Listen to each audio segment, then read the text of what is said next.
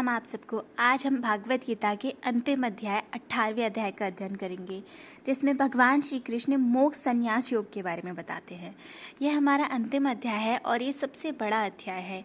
इसमें कुल 80 श्लोक हैं, जिसका अर्थ तो मैं एक एक करके आपको नहीं बता सकती, परंतु इसमें जो महत्वपूर्ण शब्द हैं उसका अर्थ मैं आपको अवश्य बताऊंगी।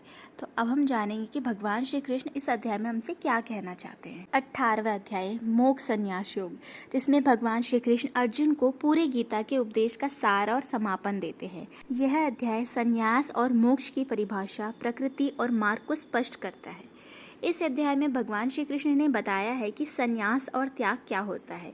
भगवान कहते हैं कि संन्यास का अर्थ है कामनाओं से उत्पन्न कर्मों का त्याग, और त्याग का अर्थ है फल की आसक्ति का त्याग करना। सही कर्म त्याग नहीं करना चाहिए, बल्कि फल की आसक्ति छोड़कर कर्म करना चाहिए। फिर भगवान श्री कृष्ण बताते हैं कर्मों की प्रकृति और उसका गुण।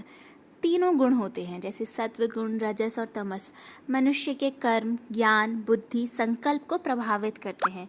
सत्व गुण से मोक्ष की ओर प्रवृत्ति होती है, रजोगुण से कर्म की ओर और तमोगुण से आलस्य व मोह की ओर। श्री कृष्ण इस अध्याय में हमें धर्म का पालन भी बताते हैं। हर व्यक्ति को अपने स्वधर्म का पालन करना चाहिए, चाहे वह कठिन क्यों ना लगे। दूसरों के धर्म का अनुकरण आत्मा के लिए हानिकारक हो सकता है। अंत में श्री कृष्ण कहते हैं पूर्ण समर्पण। भगवान श्री कृष्ण अंत में कहते हैं कि सर्वधर्मान् परित्यज्य मामके शरण वर्जः अहता सर्व पापोमभय मोक्ष ईशामि शुचः, जो 18वें अध्याय के 86वें श्लोक है।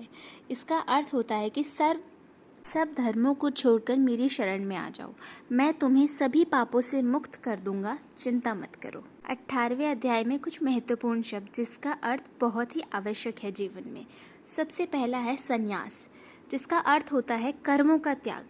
अध्याय में भूमिका भगवान स्पष्ट करते हैं कि केवल संन्यास, कर्मों का पूरी तरह त्याग ही मोक्ष का मार्ग नहीं, बल्कि निष्काम कर्म से सच्चा त्याग होता है। दूसरा शब्द त्याग, इसका अर्थ होता है कि कर्म के फल की आसक्ति का त्याग करना।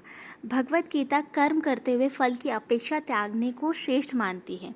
कर्म त्याग नहीं, फल त्याग। तीसरा सत्व, रजस और तमस प्रकृति के 3 गुण हैं। सत्व मतलब ज्ञान, शांति, पवित्रता।